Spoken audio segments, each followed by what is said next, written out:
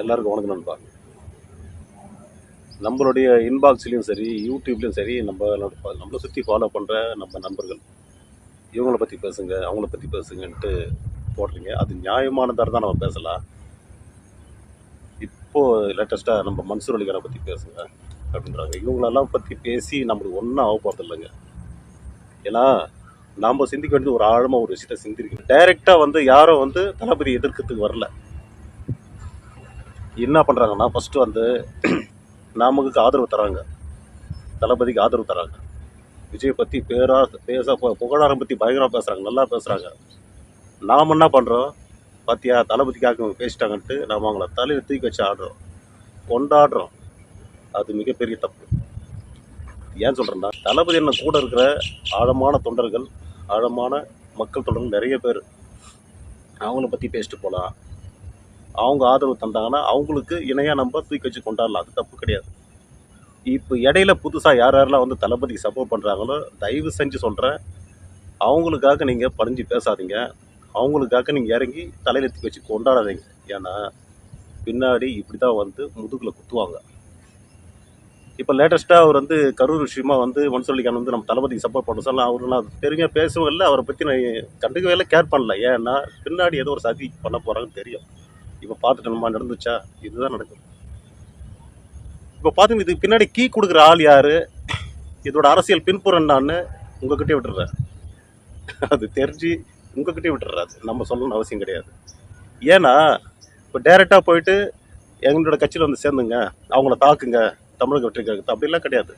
முதல்ல நீ அவங்க கூட போங்க, ஒரு 2-3 மாதம் அவங்க கூட பயணிங்க, அவங்கள பற்றி பெருமையாக பேசுங்க, அந்த கட்சியை பற்றி பேசுங்க. அதுக்கப்புறம் அந்த கட்சியை பற்றி எனக்கு பிடிக்கல, விஜய் பண்ணது சரியில்லை, அவருடைய அரசியல் சரியில்லை அப்படின்னு சொல்லிட்டு என்னோட இணைஞ்சிருங்க அப்படின்ற அரசியல் தான் இப்போ போயிட்டு இருக்குது. மிகப்பெரிய பாலிடிக்ஸ் இது.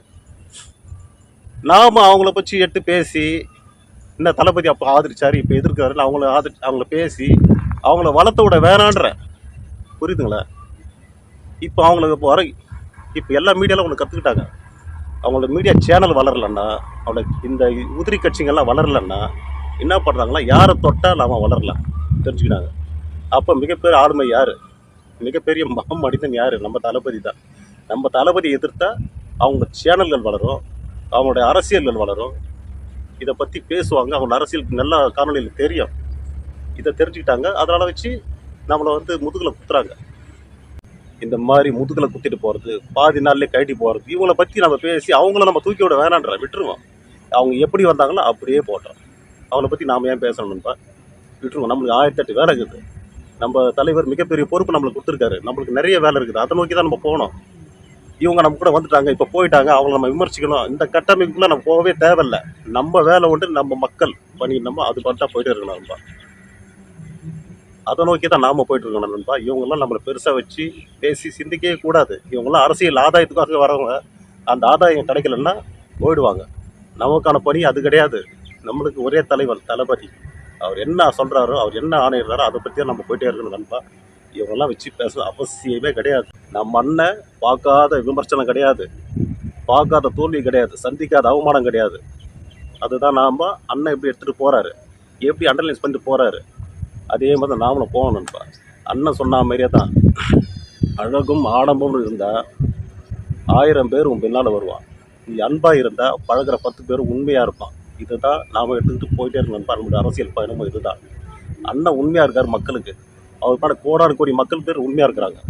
நாம் அதை நோக்கி போயிட்டுருப்போம். இந்த மாதிரி கை சடைகளாக வரும் போவோம், இவங்களாம் வச்சு பேசணும் அவசியமே கிடையாது நண்பா. இதே மாதிரி தான் ஒரு நல்ல மனுஷனை கூட இருந்தே முதுகில் குத்தி காலி பண்ணாங்க. அது மாதிரி நம்ம தளபதியும் பண்ண நினைக்கிறாங்க, அது நடக்காது. அதுக்கான இடத்த நாம் விடக்கூடாது நண்பா. கான்ஃபிடன்ஸாக இருங்க, வெற்றி நிச்சயம்.